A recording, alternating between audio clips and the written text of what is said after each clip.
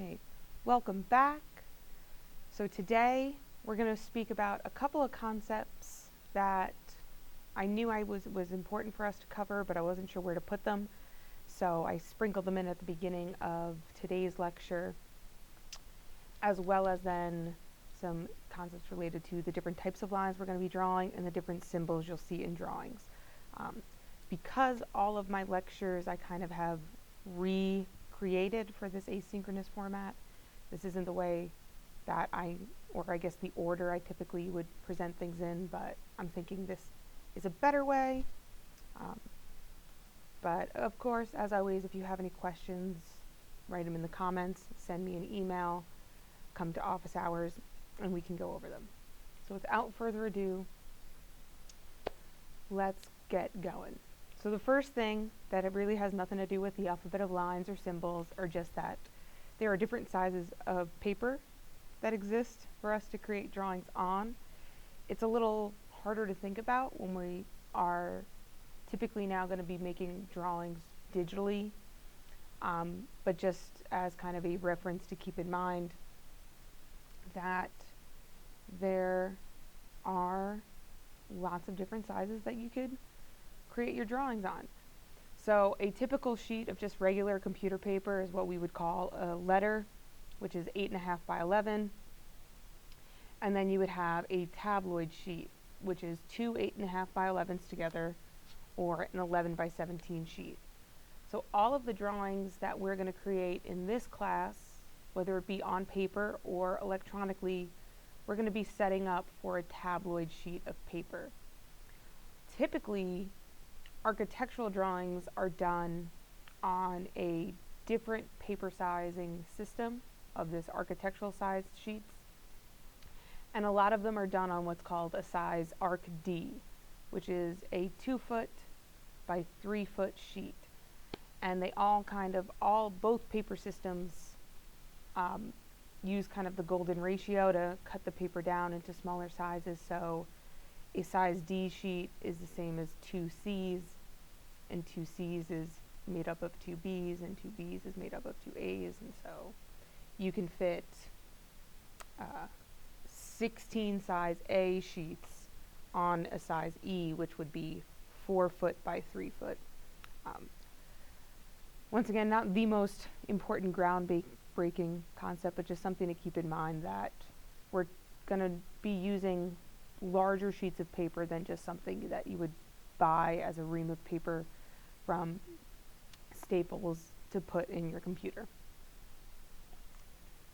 The next concept, too, that didn't quite perfectly fit in with any lecture, so I just kind of threw it in here, is architectural lettering. And so lettering is a very important concept that started with a need for a uniform way of writing that really promoted the clarity of what was being said in different notes and different parts of like the title block. And now we continue to do it as a tradition, and on the computer it's much easier, of course, because you just hit caps lock and wow, you're lettering. Hand lettering is also still an important skill to have as a designer or as a contractor. And one of the reasons why we do it in all caps is that it's easier to tell the difference between letters when they are capital versus when they are lowercase. The best way to develop good lettering is to practice it over and over and over again. And my recommendation is to start, if you aren't already, is to start lettering everything that you write. So anytime I am writing something, whether it's my grocery list or a check or a note for a student, I letter it. And that's really how I developed what I feel and what others have told me is good lettering. Guidelines are also very helpful to help keep everything nice and even and straight across the page. So you'll see here in this example, there are these light guidelines going across just to kind of help make sure that everything's staying at a consistent height. and it's also just being straight and not kind of trailing off at an angle. You'll see lots of similarities between architectural lettering but you can also develop a style of your own, so you don't have to mimic exactly what you see on this page or exactly as I do my lettering. I've linked in the presentation, which is up on As You Learn, is a copy of this as a PDF, but this is just for a YouTube video by 30 by 40 Workshop, which is a fairly popular YouTube channel for a good reason, because they have lots of good videos for people who are interested in architecture or considering it as a career, and they kind of go over how he draws his lettering and how he writes it. And then linked here is to, and I'll actually open it up just because I think it's a good resource, especially for you guys who are interior design students. And so this is a link to a website called Creative Market. If you're unaware of Creative Market it's where you can just kind of go buy different graphics or fonts or templates or lots of different things to put in drawings and stuff or presentations. So this actually is a font that I based my architectural lettering off of. So I just really liked how this font looked, and so I just tried to mimic it as much as possible. The reason why I wanted to bring you to this website just to see it is because in this little Get Inspired part, if you make an account with them, and it's free to make an account, they have this free goods area where you can download every single week. They put 6 different things in here, and they could be fonts or pictures or templates or patterns, and they can look really good in presentation files. So if you ever have to put a presentation board together for a class or an assignment, or maybe a design that you're trying to bid on, you can really start collecting, and once you just click on free download, it's then in your library permanently. So if I go here to my purchases, and I know this is getting off track, but for those interior design students, I think this is a great resource for you guys. Like, I didn't pay for any of these things. I have them here permanently, and I can download them. So I always just download whatever 6 they have up. I just go and snatch. And then I have different fonts that I can put in stuff for free. I've got different backgrounds that maybe can make my project stand out from someone else's. Just a really good resource out there that if you didn't know about it, I highly recommend. Every week they put 6 new things up for free. You can of course buy stuff too, but I'm not really about that part of their website too much. So part 1 of your guided notes and practices is to do some architectural lettering practice. And so I'll switch over to the webcam. Switch that over to a different screen so that way I can see at least the webcam a little bit. And one moment, my wire's getting all tangled and things. So practicing your lettering. So as it says in the instructions, I don't have a strict amount on what I want you to write or practice. You can fill up the entire page. If you're feeling incredibly lazy, you can just purely write the alphabet once and the numbers once, but I will kind of take note of that as a heads up or a warning. But whenever you're lettering, it's always a good idea to just practice it over and over and over again, and it'll improve. The first thing you should focus on is clarity. And what I tend to try to describe to students, and I know it doesn't make an incredible amount of sense, and let me, before I start, just make sure my camera is nice and focused. There we go. And maybe a little bit less washed out. Okay. But to think of it more that you are drawing the letters rather than writing them. And so if you go a little bit slower as you write, you can then kind of focus on how exactly that letter is built. There are some standards for some letters that a lot of architects tend to use in their lettering. But as I said, you can have kind of your own style for it. So what I do and a lot of architects do, like with the letter B, is I'll leave kind of a small hump and then a big one. And a lot of times I leave like little open gaps between different parts. And a little tail up here. It's a very common practice for lots of architects as well. Same thing with the letter P. So I tend to start the letter P a little bit lower and extend its tail out more, and then just a little hump. Letter R, very similar, with kind of an extension out. For the letter C, I tend to do kind of more of an elongated ellipse. I like to put a big tail on the letter T. I like to put a big tail on the letter F. I like to make the middle line in the letter E a little longer than the other ones. So as you're practicing, first try to think of it a little bit more that you are drawing the letters rather than writing them. And if you go slower, you then can focus a little bit more on how that letter gets formed rather than just writing as you typically would. Because as I mentioned in my email, I teach high schoolers and penmanship has gone out the window in schools, and I can't read anything they write, and I have a feeling for you guys it may be similar, but you could surprise me. And so in architecture, penmanship counts. And so the best way is to practice.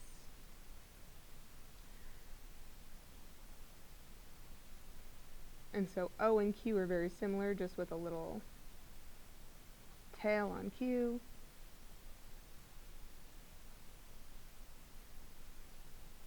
Oh no, I'm going to run out of space. That's okay. And so you'll practice writing the alphabet over and over and over. I recommend using a sheet of graph paper like I have here, just to give you those guidelines already. So this would then be already a nice 1/4 inch guideline, but you of course could lay out your own guidelines. And once you start getting comfortable with writing the alphabet, you can move on to doing numbers too. And so the purpose of lettering is to make sure that I can distinctly tell what each thing is saying. So I can't accidentally mistake, the letter O with the letter E, especially if it was lowercase, or A with the letter E, or maybe an I with an L. I can't make those mistakes if everything's written in all caps. The neater everything's written, the nicer it will kind of come along. And as I said, for how to get better, it's just to practice it over and over and over and kind of just bring it into your everyday life. So I have over here, like, this is my to-do list for the week or the weekend, and it's lettered. Is it as nice as maybe this lettering? Not as nice, but I can start to then be able to write a little bit faster while maintaining clarity and style the more and more I practice. I didn't get good lettering overnight, I just practiced it over and over again. Another good way to practice is to write things that you would commonly be writing in drawings. So just to start writing different pieces of words that you would typically see. So like I'll just copy from my drawing underneath here, like the word post. Foundation is a word that you'll probably have to letter quite a lot. Elevation.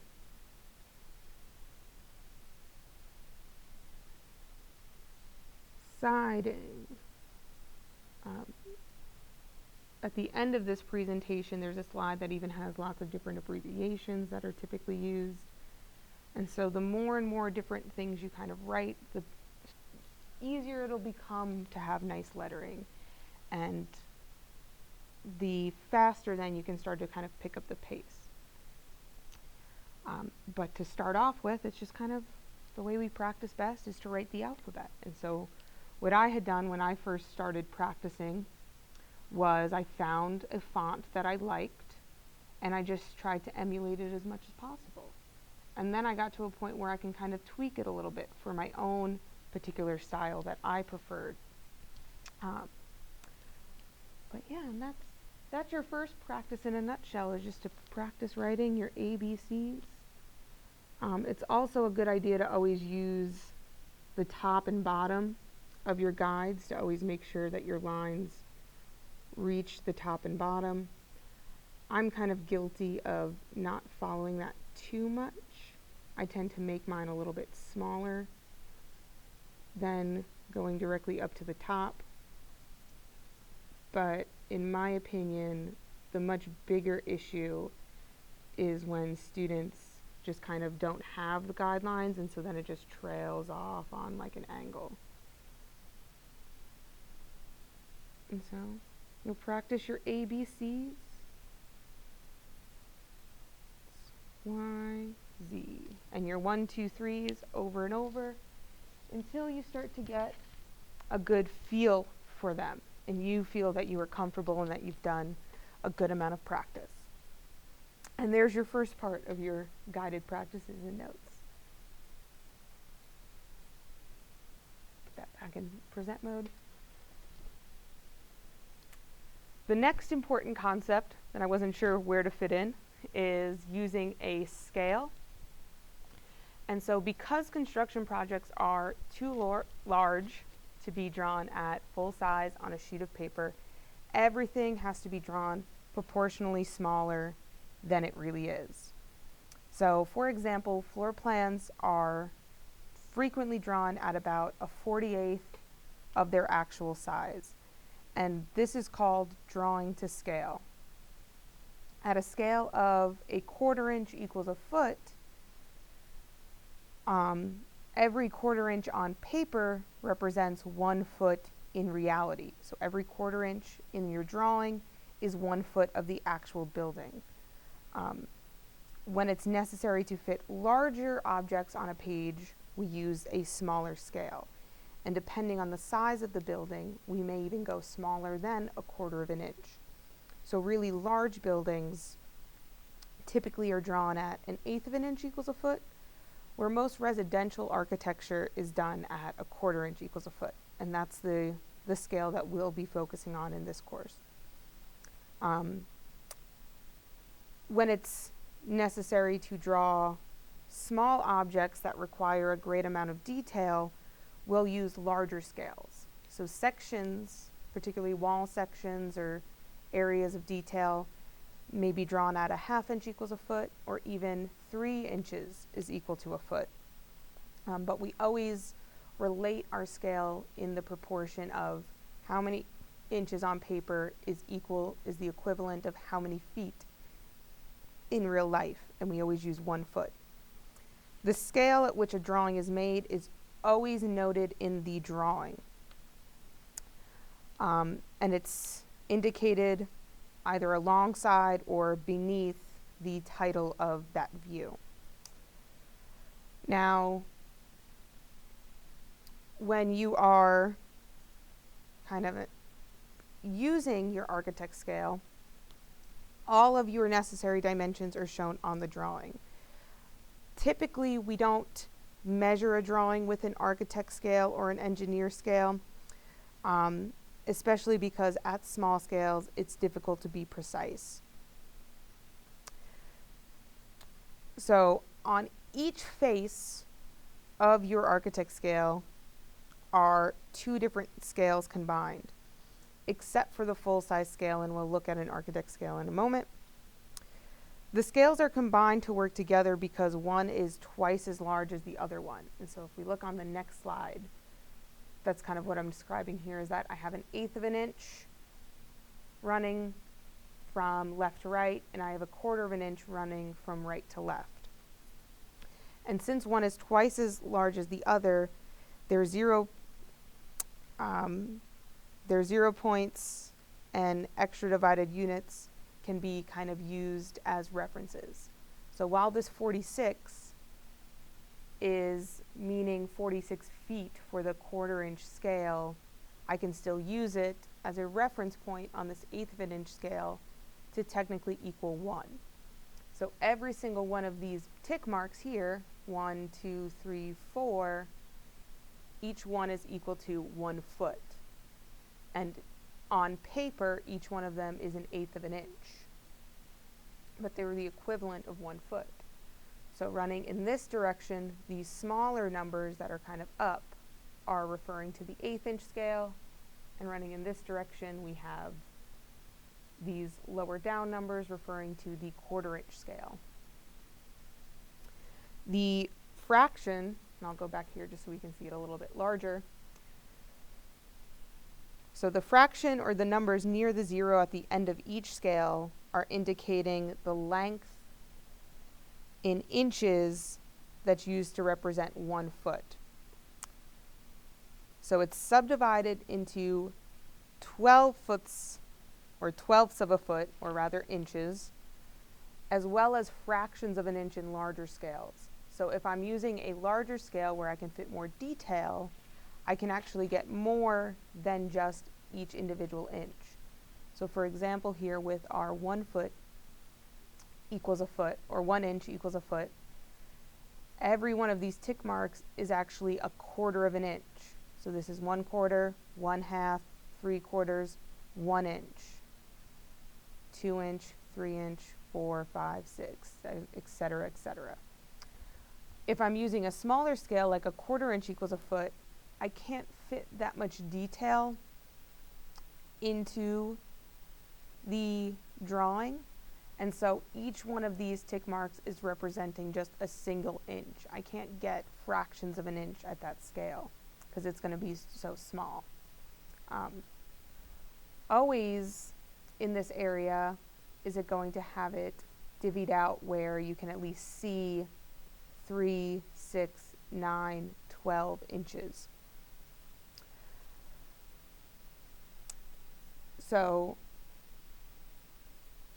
that's just kind of what this little area over here is referring to. So the scale is divided on the left from the 0, that each one of these is representing a foot. So 0, 1, 2, 3, 4, 5, so on, so on, so on. If I'm looking at a larger scale, we'll just notice that those numbers are getting further apart, but they're still representing just what would be a foot in our drawing. So I have 1 foot, 2 foot, 3, 4, 5, and in the 3/8 scale, it's just going in the opposite direction, 0, 1, 2, 3, 4, 5. So your scales are always going to be running in opposite directions of their half equivalent, or their double equivalent. And they're always going to have what their fractions of an inch would be. But depending on the scale, we might not have a lot of detail in those fractions of an inch. On both of these slides as well, there are links to 2 different videos that kind of go over reading and looking at architect scales. But we're going to do some practice now of how to draw using an architect scale. Because as I mentioned, we typically don't hold the scale up to a drawing to read what our lines are. Our dimensions or our measurements are given to us on those lines. Now, in the practice we do, before we go right to it, it does reference different types of lines that you'll be creating your drawings with, which is on this next slide. But before we move on to those different lines and what they mean and what they do, we can practice them. So back to my little table. And so we're going to draw at scale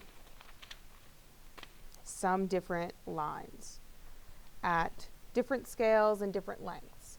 So I have here, and let me actually, once again, sorry, I'm going to go back to my computer and move OBS so that way I can see it. And that way I can assure that you can see what I'm doing. So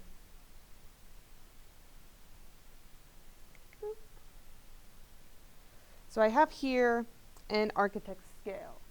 And once again, I know this one is an architect scale because it says the word architect on it. That's my first one. That's my first hint. And then on the sides, it has different fractions running around. And so it has a quarter, an eighth, and a quarter of an inch is where we're going to spend a lot of our time. So let me actually do this with the camera. 1 second. So that way it's a little further down and zoomed in. And I'll just refocus it. Okay.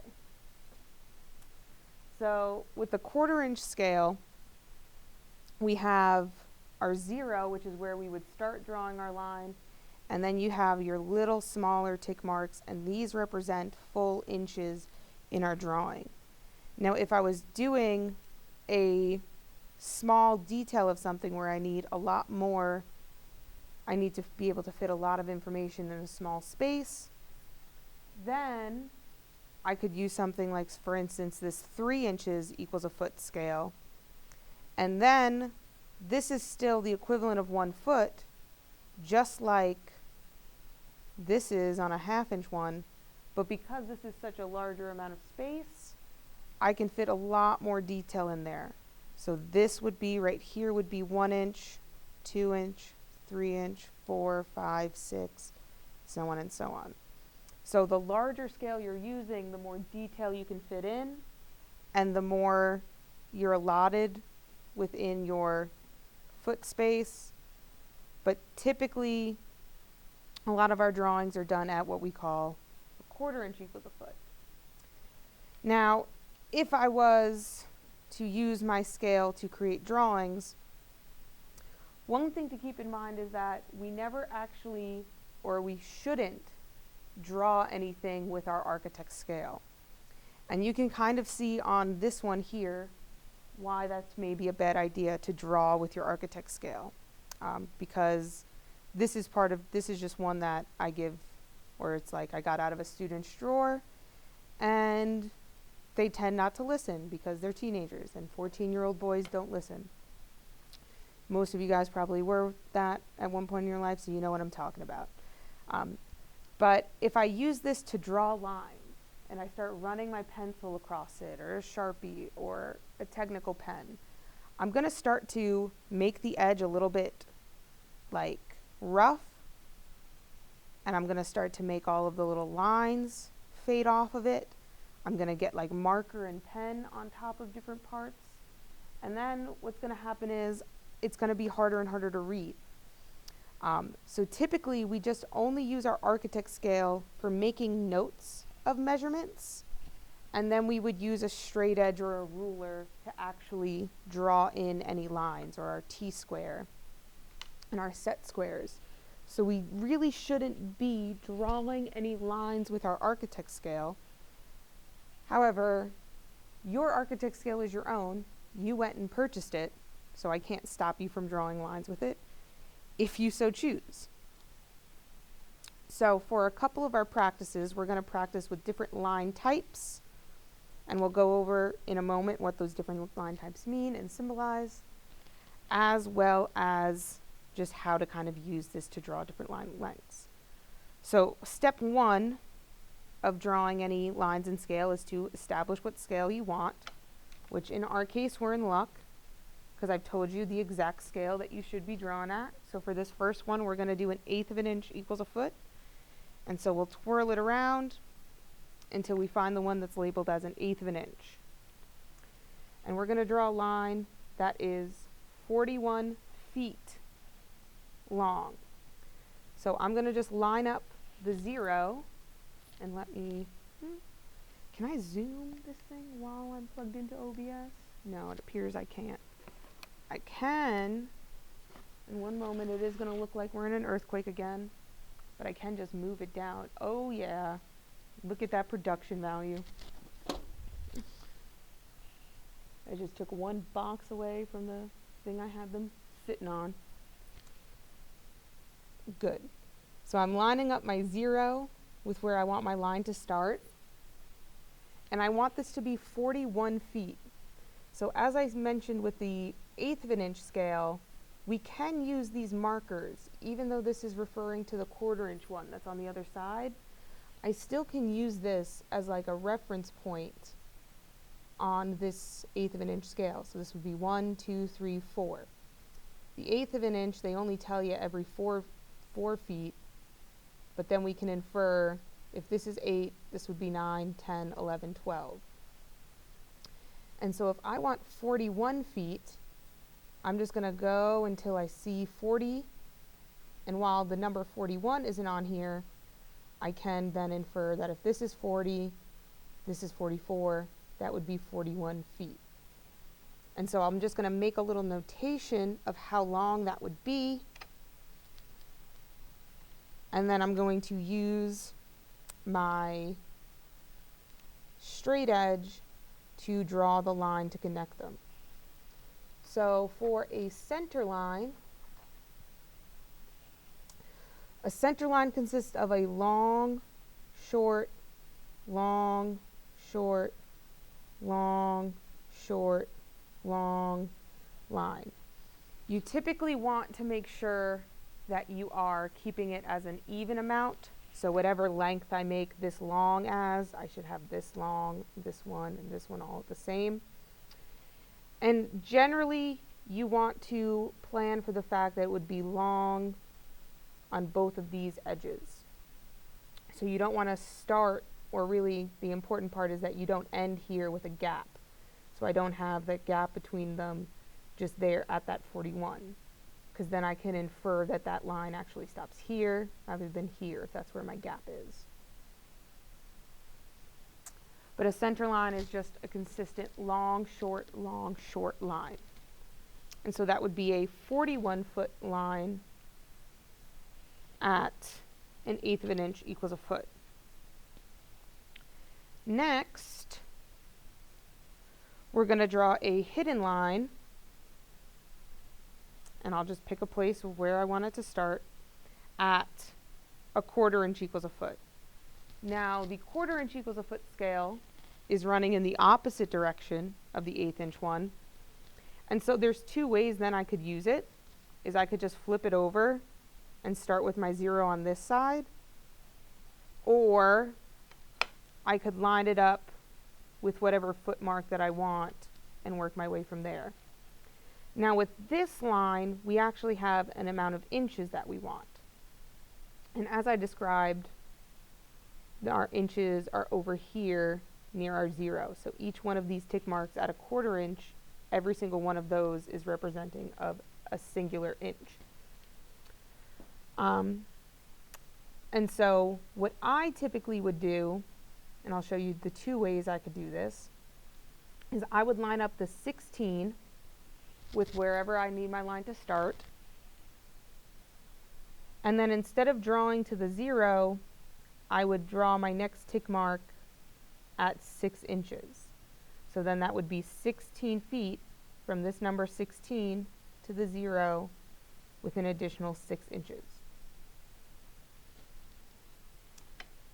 Now, another way I could do that, and I'm actually just going to make this a solid line to show you a tool or trick that maybe especially if you bought a regular drafting kit, it probably came with one, and I'll show you how it works.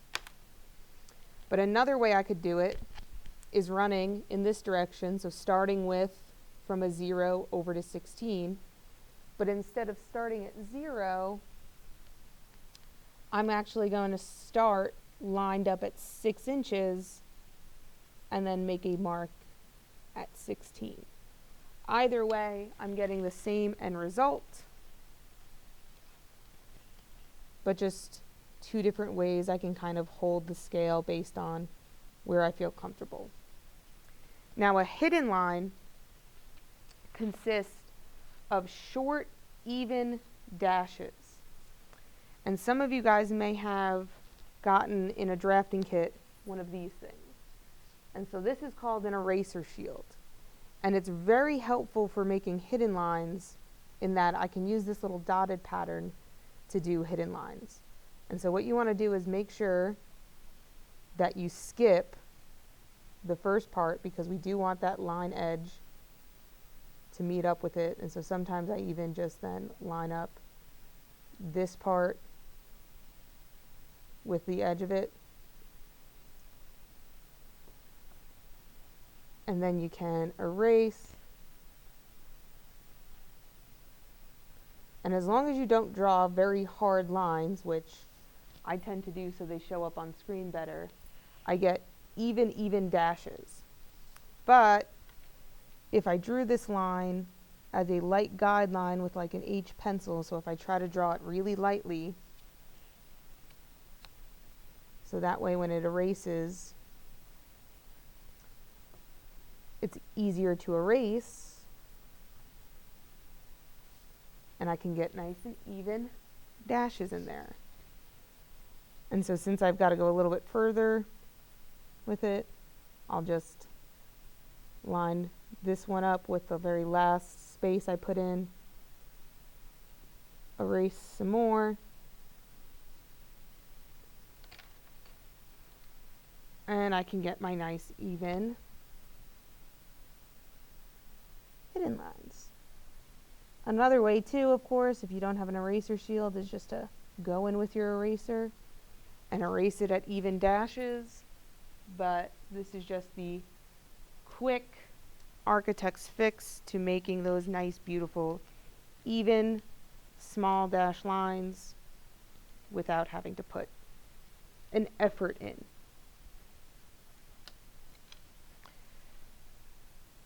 Next up, we have a phantom line drawn at a 1/2 inch equals a foot.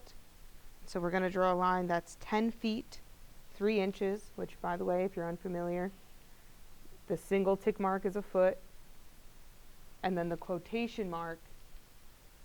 So this on a keyboard, this would be your apostrophe, this would be your quotation mark.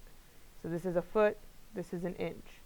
A lot of times, especially when we get all the computer stuff, students tell me that the computer won't let them type inches in because they're doing apostrophe, apostrophe, and it doesn't recognize that as inches. It has to be the quotation mark. But anywho, so I'll go and I'll spin my scale around until I get to a 1/4 inch equals a foot, or a 1/2 inch equals a foot, excuse me, and I'm going to do a line that is 10 feet, 3 inches. And so once again, I can either start on 10 and then draw my way to 3 inches, or I can flip it around and instead of starting on 0, I can just start on 3 inches and draw my way to 10 feet.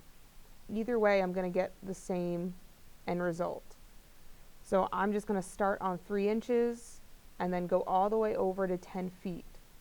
Now I know which set of numbers on this scale I should be using, because the 0 is this smaller one that's like closer to the scale set, versus if we look at the other end, this is kind of lower down, and so these are all referring to the 1 inch equals a foot scale, and these smaller, closer to the edge numbers are referring to the 1/2 inch equals a foot scale.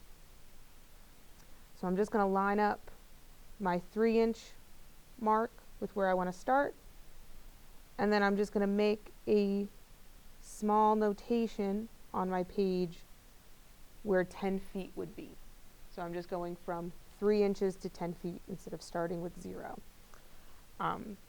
Another way you could do it, but this to me would be an annoying way to do it, is I could start at 0,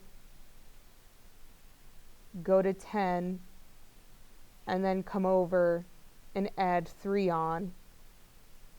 So I could do it that way, but that to me is just annoying with an extra step. And keep in mind too, and I'll try to erase because I know it's hard to see because some kid messed this one up. The 3 inches, every 3 inches is kind of signified on here. So this would be 3, 6, 9, 12, which means then the next biggest line, so these would be 1 inch, 2 inch, 3, 4, 5, 6. So you even could possibly get up to a 1/2 inch in detail in this scale because it's getting a little bit larger. But so I've got my points made, and now I'll draw what is a phantom line, which is similar to a center, but it consists of a long, short, short, long, short, short, long, short, short line. And so phantom lines are typically used for cutting planes, which we'll get into in a moment. And they are just a long, short, short, long, short, short line. And you would have all of these shorts be the same amount. All of your spaces should be the same amount.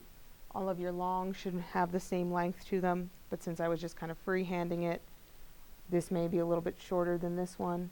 That's okay. Next, we'll do an inch is equal to a foot. And so another interesting thing before we move on that actually we can kind of notice is that this line at this scale is 16.5 feet. At this scale, this is 10.5 feet. Because we're using a larger scale, even though this line is technically, in reality, this line or this wall would be shorter than this one, because we're using a larger scale, it's coming up as a longer line on page. And that's just referring to the scale. Since this is zooming in more, and we're able to get a little bit more detail, things are going to appear a little bit larger. Anywho, for a dashed line at an inch equals a foot, so now we can see here, once again, we're getting some more inch tick marks over here representing our foot space. So we have 1, 2, 3, 4, 5, 6, so on.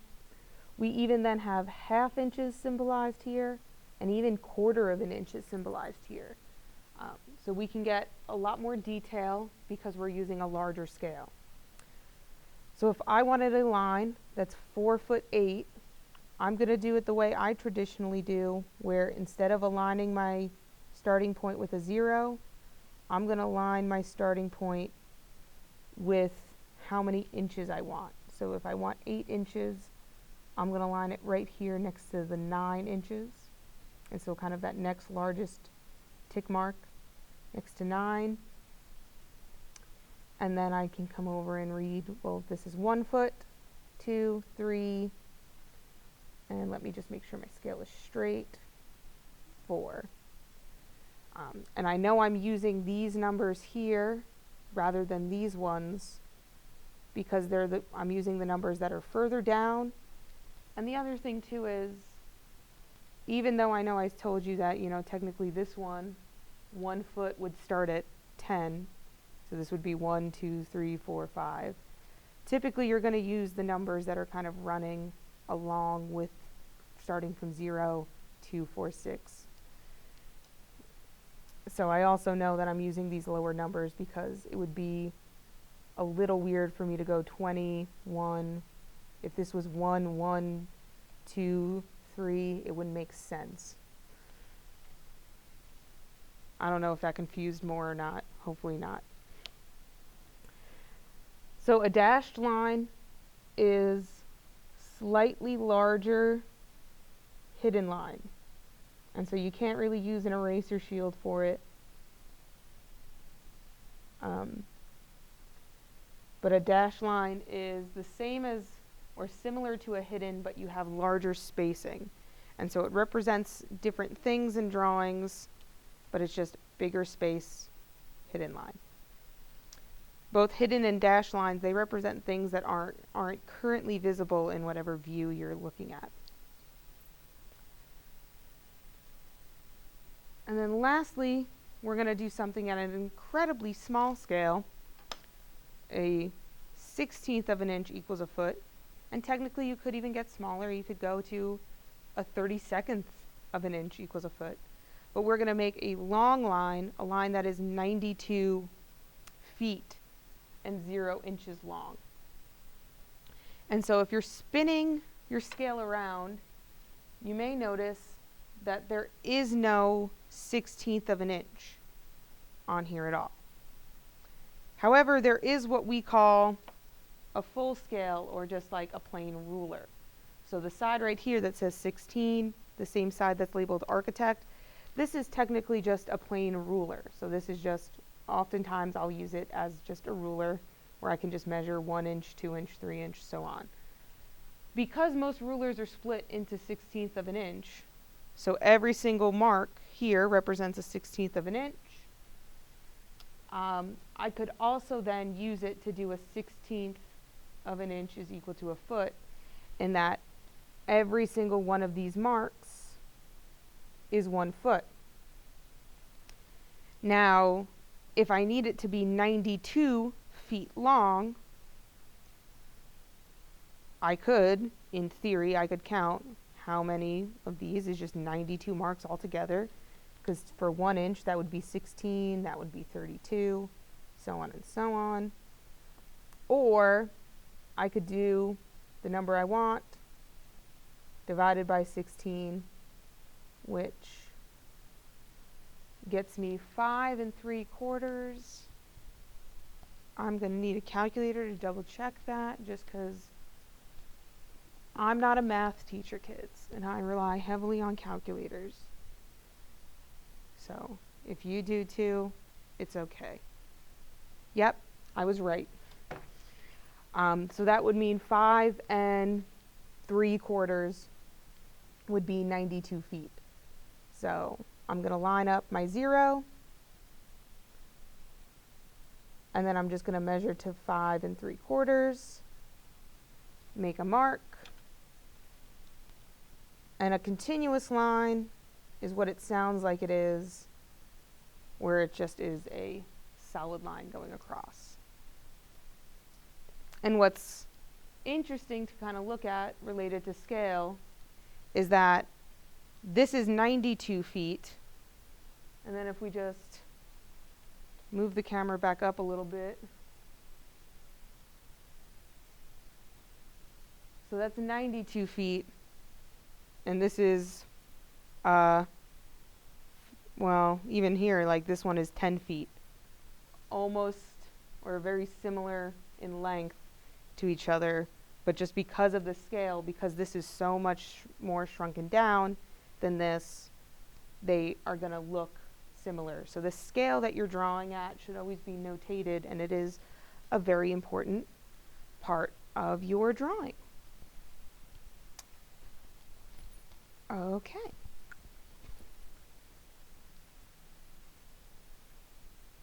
Let me switch back.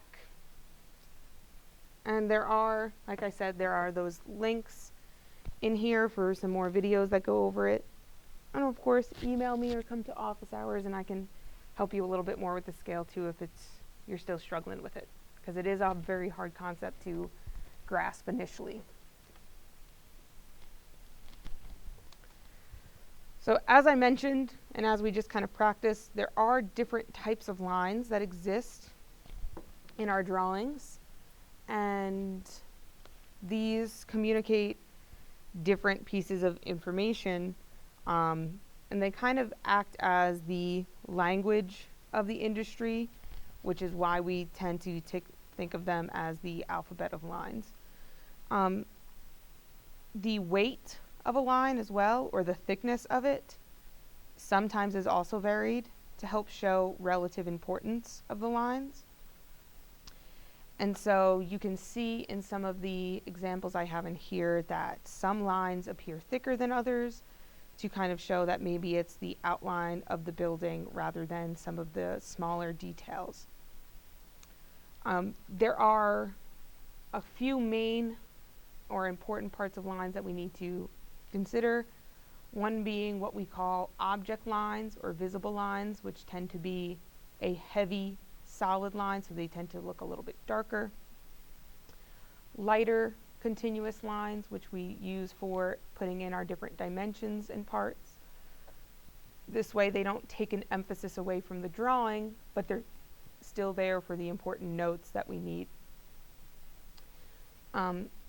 Hidden lines, which I had to kind of blur out the rest of the things that they said in this drawing because it was just incorrect information, but hidden lines are those even dashes. Center lines, which are a long, short, long, short. What we refer to as phantom lines or cutting planes, which is a long, short, short, long, short, short. And then break lines, which will have kind of a little, oh, of course that would pop up in front of me, which would have a little kind of heart monitor zigzag, and we'll look at what they mean. So object lines are used to show the shape of an object, and all of the visible edges are represented by object lines. Drawings often usually include many solid lines that are not object lines, and we'll talk about some of them kind of as we go. They'll represent things like casework and dimensions and other parts. And so we can see here that some of these lines are thicker than others.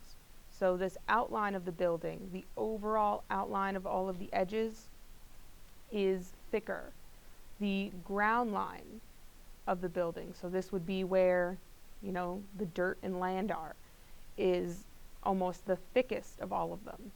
We still then have object lines to represent things like our windows and our doors and our trim, but they're kind of getting a little bit lighter. So it's the outline and ground line are usually the thickest ones on there, and then we kind of can get gradually lighter or thinner as things kind of either lose importance or just get further away from our plane of projection.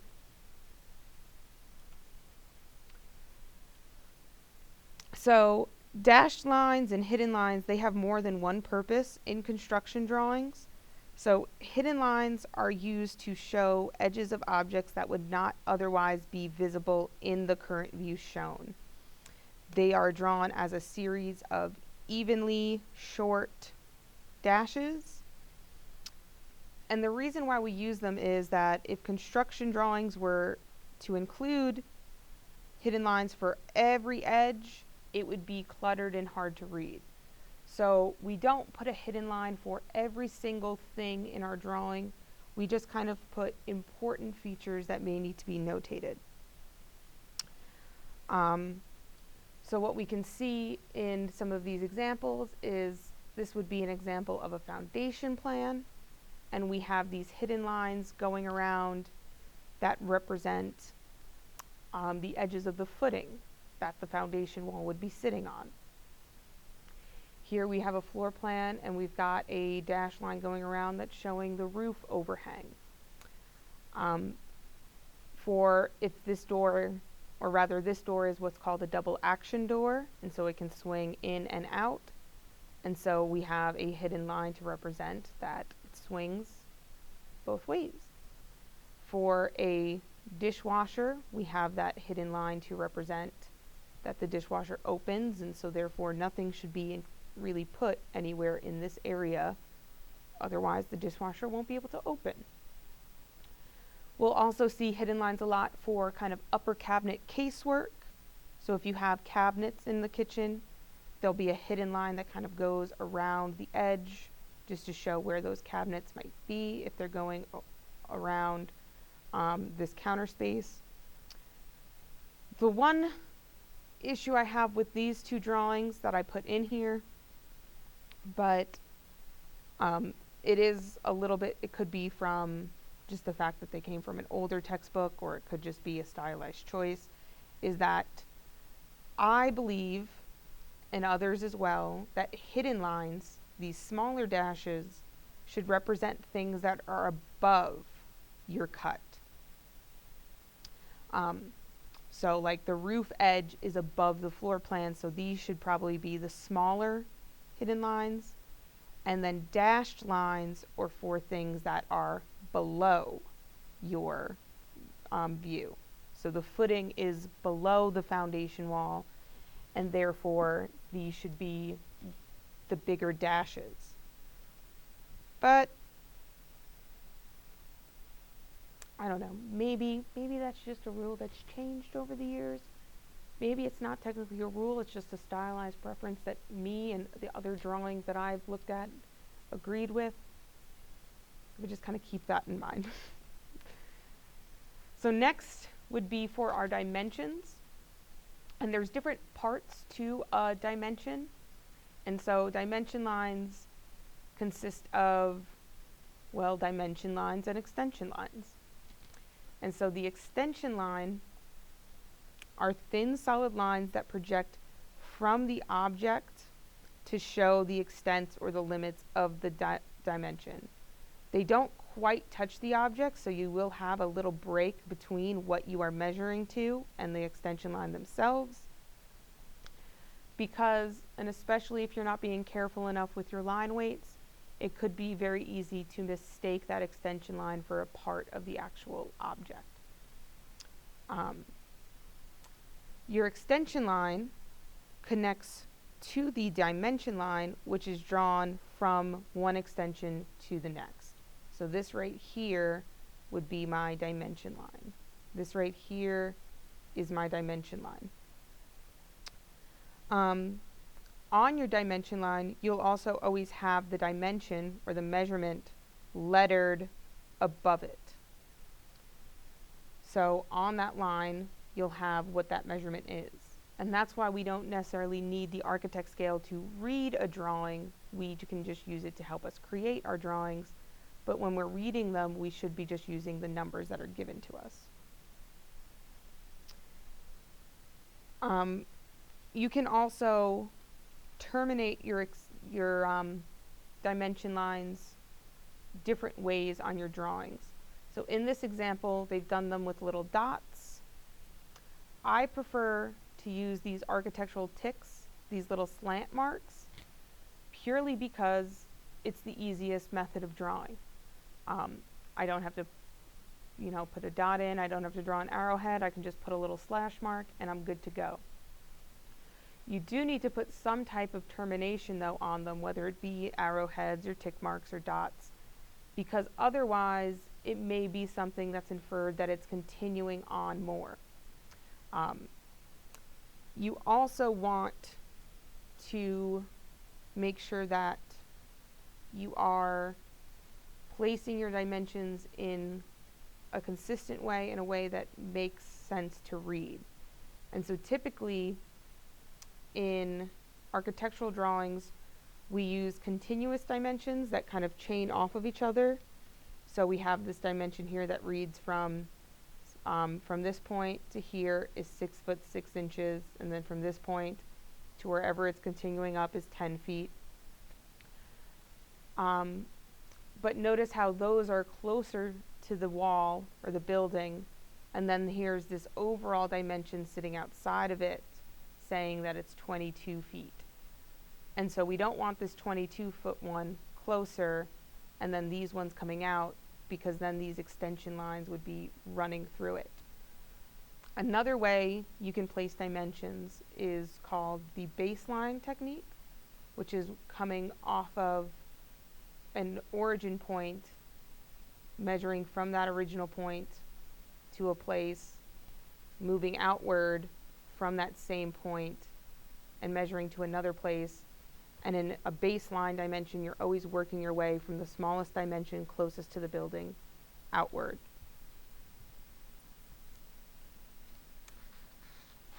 Other type of line you may see is a center line, which is made up of long and short dashes. We use them to show the center of rounds or cylindrical objects. And we're also going to use them a lot in architectural drawings to indicate that an object is symmetrical or the same on both sides of that line. So especially in engineering style drawing, so if I was doing a drawing for manufacturing, I'll see center lines just to kind of help me find a center point of something, and that way I can only have half of the dimensions placed. In architecture, we used to tend to show them if things are lining up with each other. So in the example, we'll look at if the different parts of the buildings, such as windows or doors, are in line with each other. We can use center lines to help show that symmetry, and therefore we don't have to place dimensions twice. We can just show the dimensions once. And we'll also use center lines to create a grid for our drawing. So if we have a very large space, it might be easier to identify different rooms or parts of that building based on a grid, and we'll use center lines to establish that grid. Leaders are used to add in different notes related to materials or other important information that maybe we couldn't fit in the drawing. Arrowheads are kind of the preferred method with leaders, but you could terminate them with ticks or dots. I prefer to do an arrowhead with it. And you never want to have them overlap each other. And in the example we'll look at, we'll see how they don't overlap, purely just because then if we have these arrows, if this one crossed over this one, well then it's going to be a little bit harder for me to tell what exactly it's referring to. Cutting planes are typically shown with a phantom line, which is that long, short, long, or long, short, short, long, short, short line. And what we have here is a drawing for a very big space. So this is part of the high school. And we have several cutting planes in here. However, they aren't identified with phantom lines, which kind of irks me a little bit. But we use those to identify different cuts for sections. And so as I mentioned in the last lecture, cutting planes or section views are where we cut the building open so we can look at some internal details.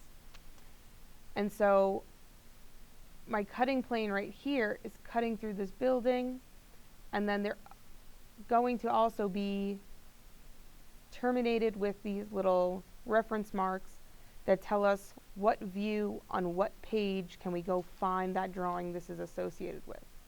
So there's another section or cutting plane right here. There's one going through here, another one here, another one here, another one coming through all the way here, and then another one slightly to the side of it. There are a lot of sections going on just in this one singular floor plan. All of them are notated by their section view markers. Typically, what we see a lot in cutting planes now is we don't see them drawn all the way through with a phantom line, but rather they have an open break in them, so that way they don't overclutter the drawings. And that's what we'll see in the little example that we're going to look at. And then break lines are present when we have a gap in our drawing. And so if I have a very long space, particularly in a section view, where I don't need all of those little bits of information, and I want to keep my scale really large, but I can't keep my scale large because because this, wall is 40 feet tall. I can use break lines then to help divvy it out into its smaller kind of areas, still show the relation between all of them, and then be able to just draw smaller areas at a larger scale. And so what we have here is an elevation done where the rest of the building isn't drawn, and we're just given a break line instead. And what that to me is inferring is that this slope here is going to be the same as this slope. It's going to continue down this direction at the same level, and that the siding is going to stay the same. Not necessarily that there's a window directly over here mirrored, but that there's really anything of importance on this side of this elevation that I can't reference from what I'm seeing here. And so rather than draw all of that, we can use the break line to then just infer that there's kind of just more of the same happening over in this area.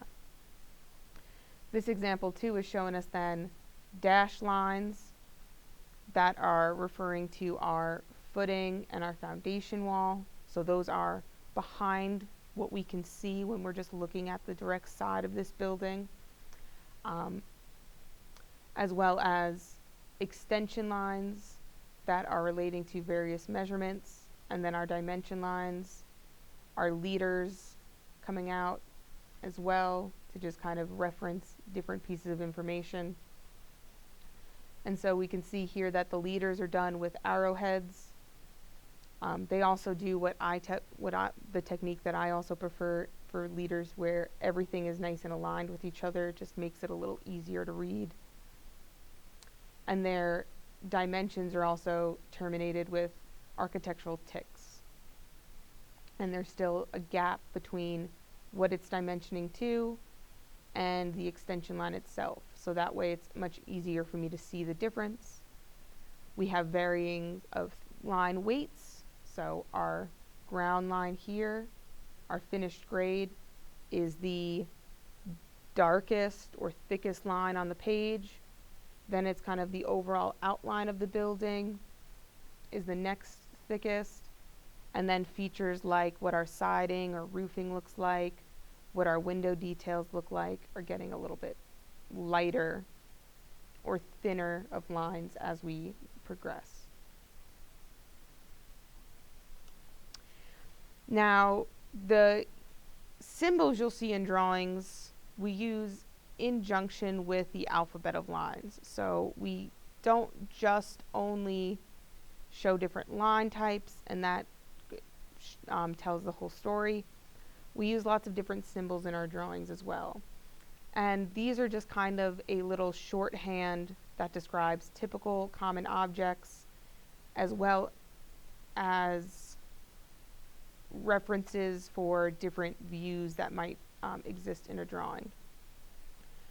So some of them you may be fairly familiar with. A lot of symbols for doors and windows are ones that people have seen before, and they typically make sense, especially when it comes to symbols for furniture. People tend to be very familiar with them because they are fairly straightforward and they look like the object itself. So doors and windows are shown by typical types that we would have. So a typical just door, we would show it swinging, and there are a few different ways you could show this. So you could actually have it all the way out with an arc, which we'll see in our example. When I'm usually hand sketching a floor plan, I'll do that at just like a 45-degree angle, and then I'm straight down. So there's different ways that you can signify just a plain regular door. Sliding doors look much like sliding doors. Accordion, bifold, they all are symbolized in a floor plan very similar to how they look in reality. And the same in an elevation, is they're going to look very similar to how they would be if you were standing in that room yourself. The notations that you'll see in a plan is typically going to refer to what we call the nominal dimensions of the door or the window, and we'll typically just round that off to a whole number or a whole amount of feet. So for instance, most doors, or the typical door, is about 3 feet wide.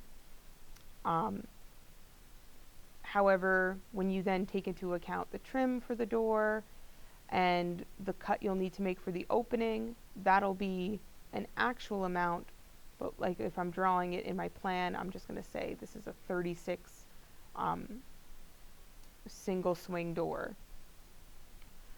And then we would have a schedule, which is like a table or a chart included in our architectural set that will go over then all of the details related to our doors and our windows and any other finishes or features of our building. Windows as well are shown with different symbols, and it depends on what type of window it is based on what symbol it will be shown with. When I'm doing a hand drawing, I don't usually go into like that much detail for a double hung window. I'll usually just make a line down the middle with the 2 termination points and just kind of call it a day for that hand drawing. But the nice thing with the computer is that I can just kind of load in different types of windows and just use those, and it will just be there in as much detail as I need with very minimal effort. And more types of windows. Another thing you'll notice for doors and some of these windows is they'll refer to which side your window or your door is hinged on.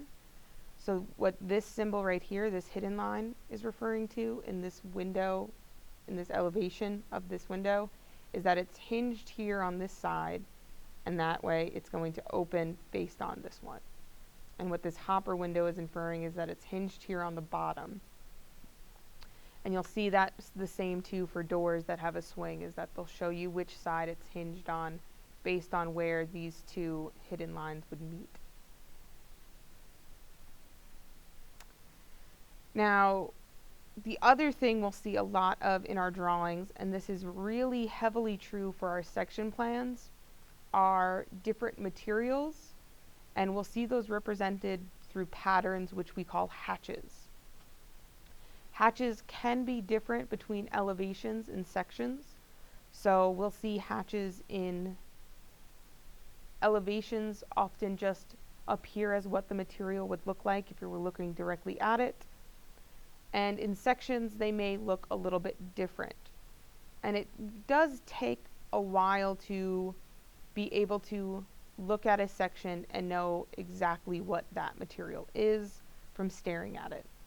And so this is a section view of a window or a side light, where this right here would be the pane of glass, the frame holding it together, the wall, and then kind of the frame that's going around the window itself.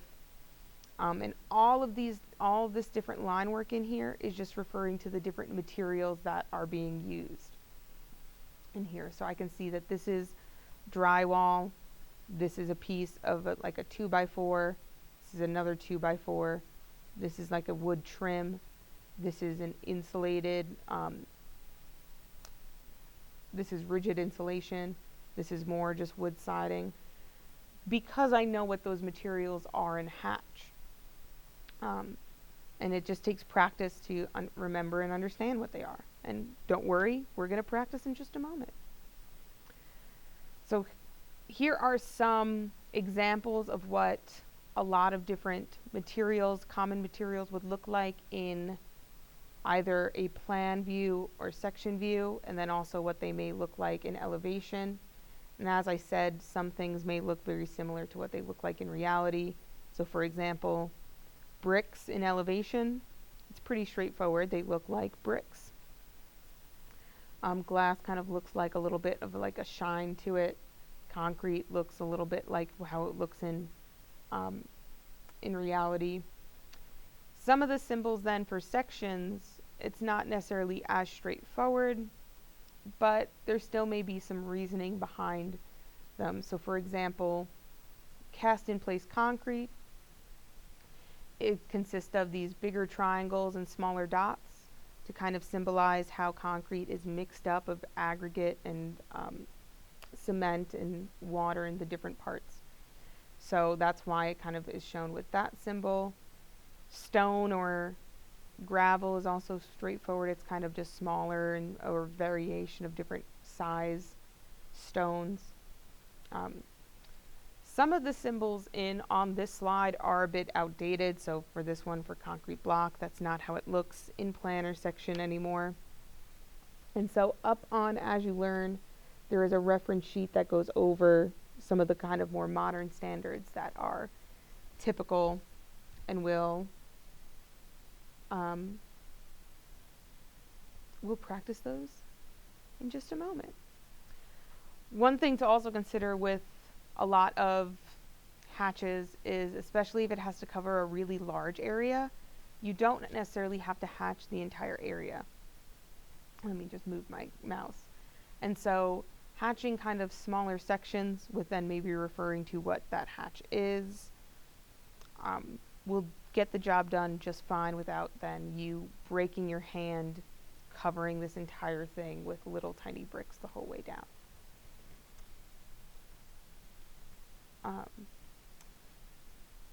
So let me switch back to my camera and move myself back over there.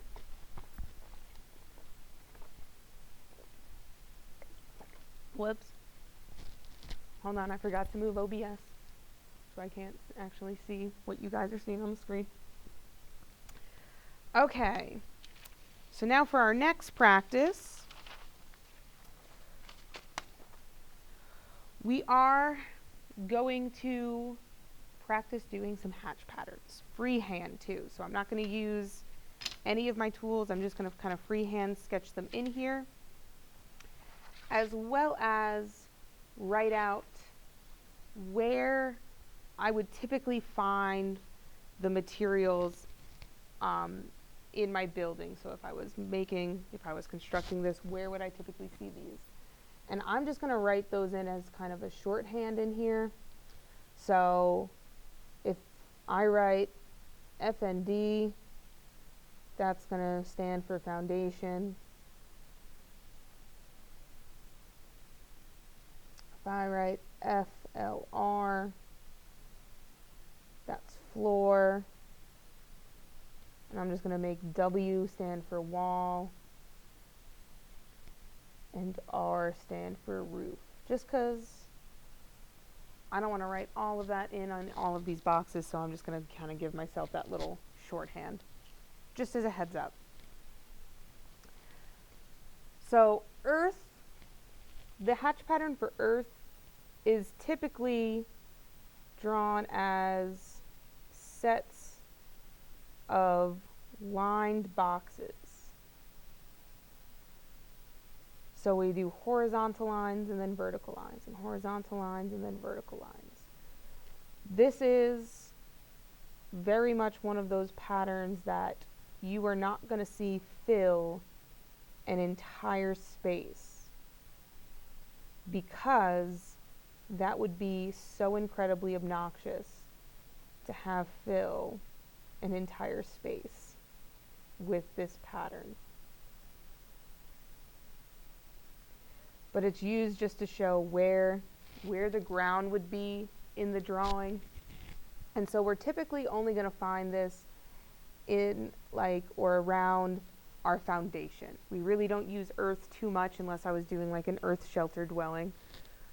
We're not going to find earth in our walls or in our roof, but we will see it, especially looking at things in section, we'll see the earth around our foundation rather heavily.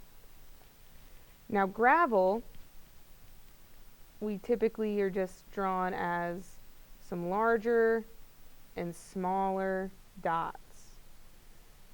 And you do want to try, when you're drawing it by hand, to vary their size as well as just how irregular they are. Just because if I had pieces of gravel, they're not going to be perfect little circles consistently across. Some are going to be bigger, some are going to be smaller. Chances are they're also not going to have perfect edges for different little pieces of stones. And so that's why sometimes we will make it just a little more jagged. But they should absolutely have different sizes to them. Gravel as well, we're really only going to see in the foundation. So we're not really going to see gravel be used too heavily anywhere other than our foundation. Now sand, and this is usually my favorite part about teaching this in person, is I get to hear everyone go as they just stab their page. So sand is just kind of little dots around. And once again, for sand, we'll see it around our foundation and not really a whole place else. And then, as I mentioned, for concrete, so concrete starts off with some triangular shapes which represent just the aggregate that you have in your concrete mix, and then dots as well. And they're typically small dots like dots for sand, but I'm gonna be just drawing them a little larger. Why not? Now, concrete, I'm just gonna write all, because concrete, we can see it be used pretty heavily in our foundation, in our floor, in our walls, for our roofs, especially if I was doing commercial, a design for something commercial, we'll see concrete used pretty heavily in all of those areas. CMUs, or concrete masonry units, in section are drawn as a grid of diagonals. So I'm going to go diagonal in one. I'm going to try to keep them all parallel with each other and evenly spaced, but I am freehanding it. And we just draw it as a grid of diagonals. So in a section view or a cut open of a building, this then would represent CMUs. In elevation, we just kind of see them as they would look in reality. So we just kind of see them as a grid of big bricks. CMUs, we often will see those used in our foundation, our walls, and our floors. Not an incredible amount really for floors, but you can see them in walls, foundations, pretty heavily done. Now, bricks in section are similar to CMUs, but it's just evenly parallel diagonals. So in a section view or a cut opening of a building, bricks are referenced with just even 45-degree lines.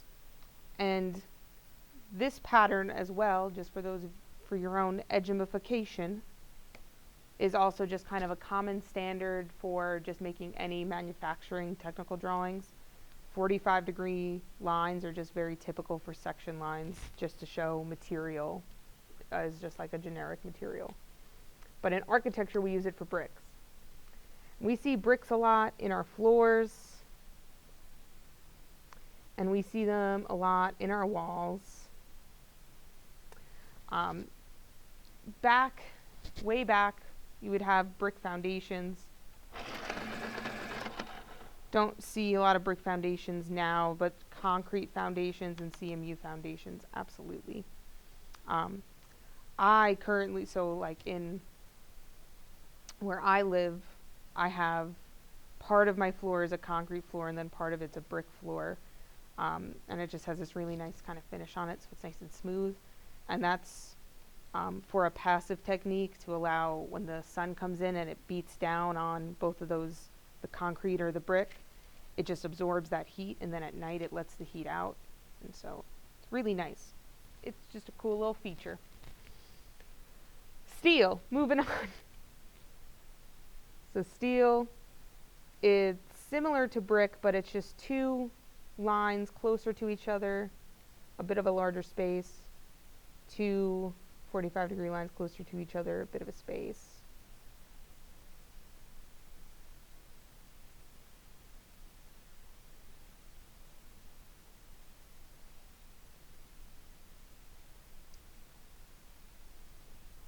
And so steel looks a little bit like brick, but you just have those two closer lines, space, two closer lines, space. And again, for steel, we can see that used in all different areas. You can see it in your foundation, in your walls, in your roof, in your floor. Wood sheathing, or kind of like plywood, of just going around for your building, can be shown different ways. So there's one in the presentation that they show you, and I'm going to show you a different way that it's symbolized, which is similar to what they show you but means the same thing. And so it's consistent parallel lines across, and then two diagonals, and you kind of just have them almost alternating each other like they were bricks in a pattern or a row. So these lines shouldn't touch on the different levels. I shouldn't have this next level directly underneath here like that. And so this is another way that you can show wood sheathing. They kind of showed this almost herringbone pattern, which maybe was an older method of doing it, and this is the way that I recognize wood sheathing, and I suppose both of them, I guess, are acceptable. So we'll see sheathing for our floor as our subfloor. We'll see it in our walls as kind of our sheathing going around our walls. And we'll see it in our roof too. So wood sheathing or plywood, it's used pretty heavily around our house just to kind of help create some type of nailing surface, ultimately to help seal our house up. Wood finish or wood trims are once again can be done in a couple of variety of ways, but it looks very similar to like the way wood grain is. And so what I try to typically do is make something that looks a little bit like a wood grain. I'm not too worried about it being necessarily perfect, because, you know, wood grain rarely is. I'll say like that's a little knot around it. What they showed in the presentation is just kind of it. So if this was a box, that it just kind of started in the corner and then just kind of went its way out, which also would be something that wood grain can typically do. And so it's just kind of a series of a little bit irregular lines. And we see wood finish or different wood products to be used as finishes. We see them in our floors. We see them on our walls. And we can see them on our roofs too. So we can use different types of wood finishes to kind of finish off all those areas.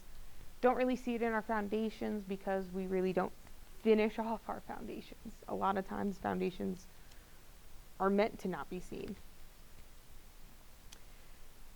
Gypsum wallboard, or GBW as like in a shortened abbreviation, looks extremely similar to sand. And in fact, on the computer, you do use the sand hatch pattern on the computer to just add in for gypsum wallboards, but you'll use just a little bit of a larger scale.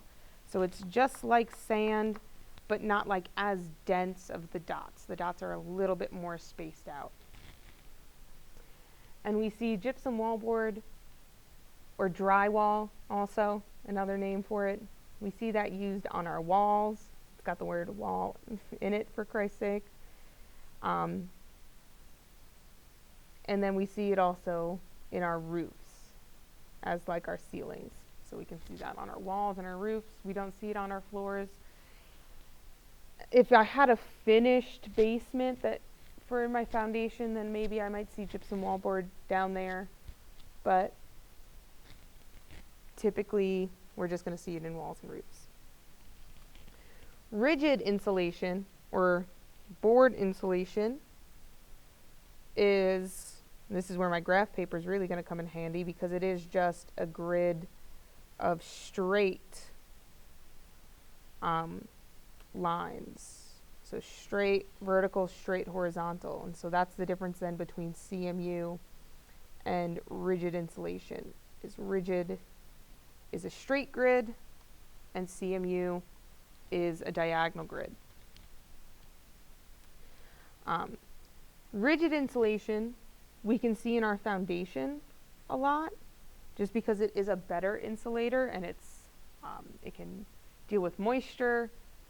It can help then deal with, heat loss in the winter, and it can really help insulate your basement a lot better. We'll also see it in our walls and in our roofs. So we can see it kind of in all of those different areas, rigid insulation. Not saying that you can't have it in between, your floor joists, but that's where it would be typically found. And then batt insulation, always my favorite to watch kids draw. And so I'll show you that it's okay if you don't draw it perfectly, but it's kind of like wavy ins and outs. And don't see, I definitely didn't do it perfectly. But as I go over it, I'm making it a little bit better. That actually might have been the best I've ever done it. I'm really proud of that one. But batt insulation is that pink fluffy cotton candy that you can find in your walls. You'll see it in your floors quite a bit. You can see it in your roofs. Batt insulation, the more and more often now, is kind of getting phased out for rigid insulation or for spray foam. But it still can be used because it's the cheapest of all of them. It's just the worst insulator of those three options. And so if you want to save money in the long run with your house, going with like rigid insulation or spray insulation would be the better alternative. They cost more money, but you would have to spend less for heating and cooling. So in the long run, it would be a little bit more beneficial. And whoops, let me move that over. So this slide is just some abbreviations that are often used in different drawings. You'll see them on different notes or different leaders. They just help avoid overcrowding of a drawing, so there's less information on the drawing overall, or less text on the drawing overall if I have different little abbreviations. There's even more of them out there, but here are just a few ones that you would commonly see, and typically they're pretty easy to understand what they may be referring to. Different reference marks that you'll see in your drawings. So here also is a link to just a website that just kind of shows what these different marks are and what they mean, but oftentimes we use them to help identify links between drawings and sheets. And so right here we have some section markers and elevation markers, and the symbol itself of this triangle with this circle, that to me says this is an elevation marker. The numbers inside of it then are referring to what drawing number on what sheet. And so what this is saying is that if I go look at drawing 1 on sheet A2.1, I will find the elevation that's looking at that side of the building. And the same thing of what this is, but its little tail is just referring to me then that it's a section marker, not an elevation. But it's saying if I go look at drawing 1 on sheet A201, I'll find the section view that this cut is representing. You'll also have, on some plans, you'll have a north arrow. This would be an example of a revision cloud. We'll look at some of what these examples may be too. And there are reference sheets up on As You Learn that go over what some of these markers are. Some we may see on all of our different types of drawings. Some we may just see on a few, but they help us signify what drawing it is, what scale it is, locations of different parts, and other necessary features. So rather than writing all of it out, we just kind of put a symbol down, and then that can help kind of further clarify it. And so back to my webcam. And we'll look at an example here, and if you are a student retaking this course, this may be an eerily familiar looking example that maybe haunted you before. And so let me just move the camera a little bit, and here we go. Got about 25 minutes left. Wonderful. So here is a floor plan of a building. And we have lots of those different things that I just discussed, all present in here. Aside really from hatching, we do have this solid, which is called poche, or maybe I'm pronouncing it wrong, I don't know. It's a French word. I say poche, and it just means like a solid fill. And a lot of times if we're dealing with like a smaller scale, we don't represent every material in there with hatch patterns. We'll just do it with like this full. So I couldn't really put every single material and every hatch pattern in here at this scale, so I just did it at full. So there's no hatches on this drawing. But what it does have is what every drawing has is a view title.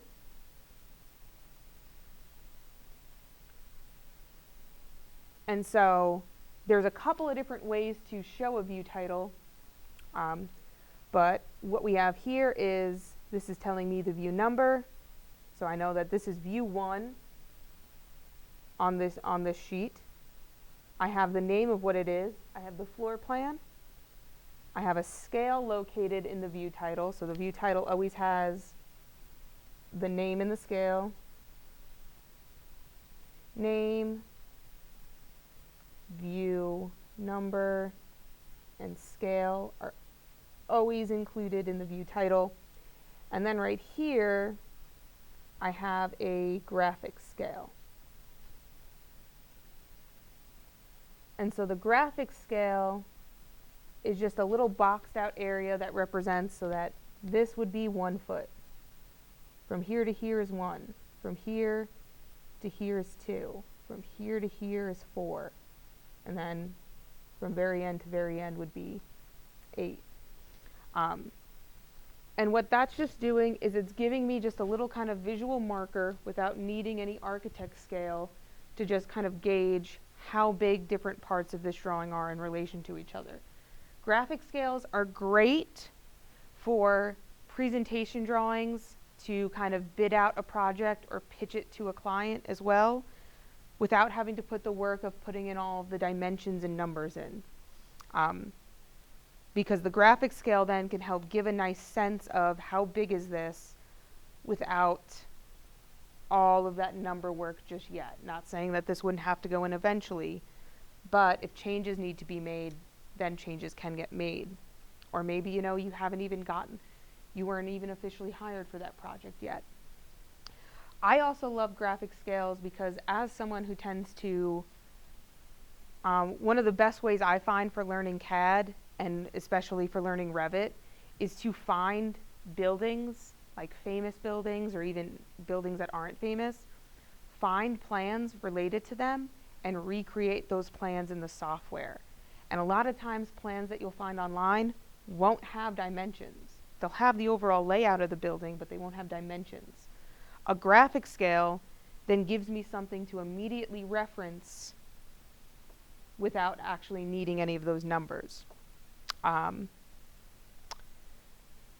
then the other nice thing with the graphic scale too is that if I took this drawing, which was made for an 11 by 17, and I printed it out at an 8.5 by 11, well, guess what? That 1/4 inch equals a foot now doesn't mean a darn thing, because now it's no longer printed at a 1/4 inch equals a foot if I just shrunk it down for a piece of paper half this size. So the graphic scale then can still help give you a nice gauge of sizes without necessarily needing any of the dimensions. On plan views, and only in views that are plans, so like foundation plans, floor plans, roof plans, you'll have a north arrow. And there are a couple of different ways you can show a north arrow. So you could also it can just be a little arrowhead with an N underneath it. It could be some fancy, elaborate looking like cardinal direction thing. But it's just which way is north on your site. You only see this in plan views because elevations are looking directly at the building. And so then the concept necessarily of north in that case doesn't exist too much. Our elevations are typically labeled as being like the north, the south, or the east-west elevation. So this would be the south elevation, this would be the north elevation. I'm off the page now, or off the screen. But you only have these in plans. Only in plans. And it can be something as simple as that, or as that. If I'm doing it by hand, what I'll sometimes do is just get like a chapstick cap and just trace around the cap of the chapstick and use that as a nice little circle template. It works really well as like a good size for 1/4-inch ones. And so, you know, if you don't have a thing of chapstick, go get one, because otherwise you're gross, man. But that's just one way that you can draw your north arrow, and it works good for all of these different symbols. Then this right here, this would be an elevation marker. This also would be an elevation marker. Same thing up here and over here. All of these are elevation markers. They're pointing towards the building. And so what this is telling me is that, or I'll point to this one, is that view number 1 on sheet A203 will show me the elevation or the side view of the building looking at it from this direction. Now I don't have that sheet printed out because I forgot to do that. But it's saying what view number on what sheet. So all of your elevation markers are always going to have it pointing towards the direction and the view number and sheet number. What you'll also see occasionally is it drawn as just like a box, almost like a little house, but it still has a side that, or a pointed side that's saying which side is that camera almost looking at. Now, this one right here, as well as this one, these are section view markers. And so it still has that same idea of view number, sheet number, and also the direction that it's pointing. So if I go look at the section view on that page, this whole part of the building would be cut away, and I'm just looking head on at that part, as if I was just standing in front of this building and someone cut this half out. What you'll notice is what I mentioned with like phantom lines, is that there is no line that goes all the way across here, and that's because I drew it with a break line, like I did over here for this one as well. And so it still has a tail part to it. There's still two parts, one of them with a little tail, but I just don't have it going as a long, short, short, long, short, short all the way through. And that's just, I find cutting planes as something that can just clutter a drawing, and I would prefer them not to be there. So you can just leave it with kind of that break in between, as long as you have a head and a tail. And you can also make sections where this symbol here is terminated on both sides. So I can have this symbol be up here on this side. I can have a little triangle piece with my information on that side if I wanted to. That's two totally fine ways to do that. We also have some exampling or some examples of leaders. So it's just an arrowhead pointing towards it with a note. Typically, our leaders are telling us what material is involved with. And we'll see here too how I mentioned all of these leaders line up with each other. So they all have kind of, just makes it a little bit easier to read, and none of them overlap. So it's like I don't have this one pointing over here going through all of these other ones. We always want to make sure that they don't overlap with each other whenever we or don't overlap, period, not whenever possible, just never overlap. We can also see examples of dimensioning, and so that's what I mean when I say leave a gap in between your extension line. So that's the extension, and that's the dimension. You always want to make sure you're leaving that gap between the extension line and the dimension line, just to help make sure it's nice and clear. Wonderful thing with the computer is that it does that for us automatically, so it'll just leave that gap in with our dimension. And then we'll also kind of can see, like, this is a room tag.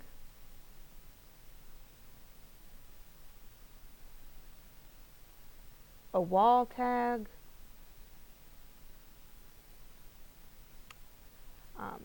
This is how I tag my doors and windows, but for doors sometimes their symbol would just be like a circle with a number reference, and for windows it's usually a hexagon with a number reference. But I will tag them with just a number that represents, the first two digits represent its width, so 3 foot 0 inches wide, and then the second number would represent its height, 6 foot 8 inches tall. And that's how I and a couple other people I know at least tag their windows and doors. We can see different line types at play. So we've got those really thick lines for the outline of this building. We have hidden lines. And so these hidden lines are representing, like, above this wall, there's like the arch above the door for like this cased opening and this pocket door. We've got different symbols for doors and different symbols for windows. Lots of different kind of references going on in here. And different symbols kind of just at play.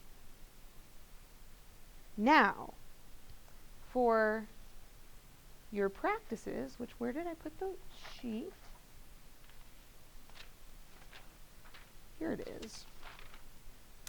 is to create some practices of different, and let me get the little thing here, my instructions, to create some symbols in, and where they would be used for different drawings, whether they would be used in plans, elevations, or sections. And so a lot of them I saw in that example that I went through kind of quick, but we'll just sketch some out. So the way you would typically draw a drawing title, and you can do this a couple of different ways, so you can even like put in the circle, you can put like the number for the title. I usually just would leave it like as just like a big number. And then you would do the view name,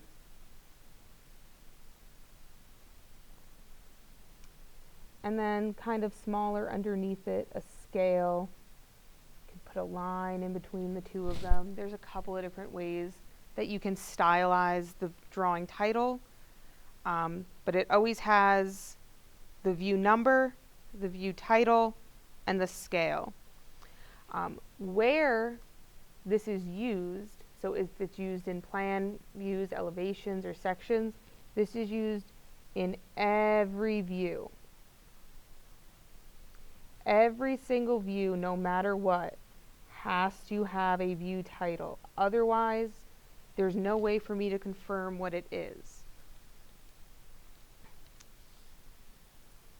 Now, for a north arrow, and as I said, a lot of times, I'll just use a thing of chapstick to trace around for a view title. If you don't have chapstick, get some, because you're nasty then. I don't have any with me right now, or in front of me right now, But I got this thing of crazy glue, and so I can just trace that around. Don't use crazy glue as chapstick though, that will probably not work out well. And so it's a lot of times it's just a circle that kind of has some crosshairs, and then the north is usually just highlighted as like a thicker line to it to represent that that's north. Or if you get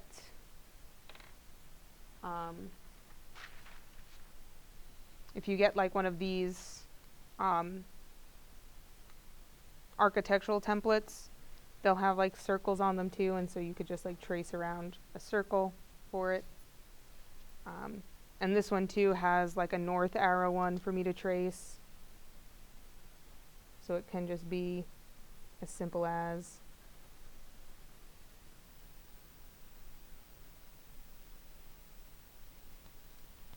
you don't necessarily have to put N for that, because I can look at that symbol and I can infer that that's a north arrow. North arrows only go in plan views. Only in plans and nowhere else. And I know I'm going a little over my hour and 50, but you'll just have to excuse me. Exterior elevations. And so, as I mentioned, they can kind of be shown as two different ones. You can do it as a square with a little triangle at top. Typically, we'll see them as like this circle with that little arrowhead colored in. And then it'll have a number with a sheet number listed in the middle. Now, elevation tags, you're also only going to see in plan views. You're not going to see these in elevations themselves. You're not going to see them in sections, because it's just going to be referring to where can I find the view that looks at that side of it. And if I'm looking at one of the sides, I can't see the other sides. So you'll only see them in those. A wall section or a building section, and I'll just freehand this rather than trace it. It's very similar to your exterior elevation, with the note that it has that little tail coming out of it. It's still showing which side you're looking at, and it'll have a view number and a sheet number associated with it as well. And we'll go over at a later date what those different sheet numbers are in a set. And then to terminate it on its other side, you can have a little tail like this, or you can have kind of just a flipped mirror copy of that symbol on the other side. Details or callouts are drawn typically with a circle and then like a dashed box around what they're trying to detail. And so, and still once again, you'd have a view number and sheet number associated with what view on what sheet can I find that detail. And this then would be drawn around a feature, and there would then be a view of whatever's inside this little boxed area, but just zoomed in a lot. So if, you know, my elevation's only drawn at 1/4 inch equals a foot, but then my detail call out of a little area of it may be drawn at, 3 inches is equal to a foot. And so that way I can get a lot more detail on things. We'll see these around like foundation areas. We'll see them a lot in interior elevations to maybe describe different pieces of casework or a fireplace. So these can be shown in all types of views. And also, whoops, I forgot over here, but wall sections and building sections are also, you can see these tags in all views as well. Now, a spot elevation is kind of like a little crosshair.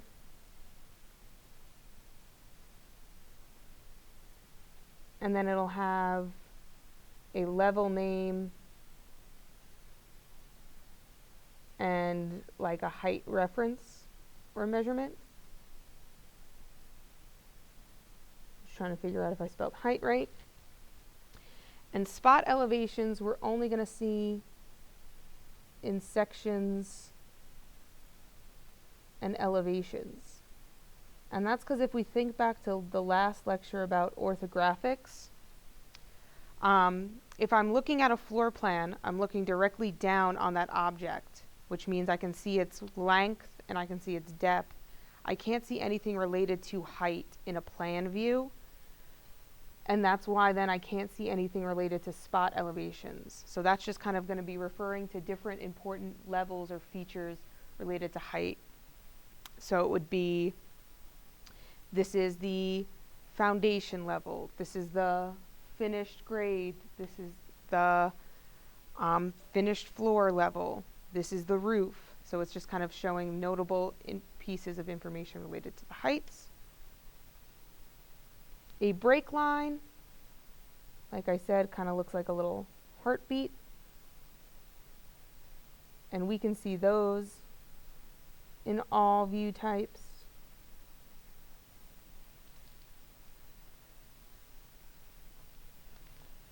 And then lastly, a graphic scale. And I'm going to use my grid here to help break one down for me.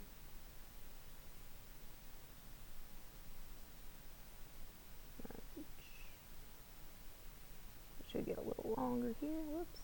So I broke it down a little. I should have not put that there, but that's okay. And so it has kind of alternating colored in areas. And then it gets progressively or exponentially bigger. So I start with just, this would be 1 foot. And then the two of them combined would be 2 foot. And now I've got 4 feet. And then exponentially after that, I'd have 8 feet. And typically we just show it as up to 8 feet. We don't continue going further after that. And it just gives that really nice reference point. And our graphic scale we have in all views. And typically we're going to put it directly underneath the drawing title as well. Okay. Well, now that I've rambled on for 2 hours, that is kind of just some of the different symbols that you'll see, the different types of lines you'll see in drawings. In our next lecture, we're going to go over the details in more details of what the floor plan consists of, and then how to lay one out as a hand drawing, because we can then take that to our big hand drawing project, as well as take the same concepts of laying out the hand drawing once we get into the 2D stuff on the computer and even the 3D stuff within SketchUp. Thanks so much for sticking around. And if you have any questions, put them in the comments, send me an email, come to my office hours, and I will see you guys next week.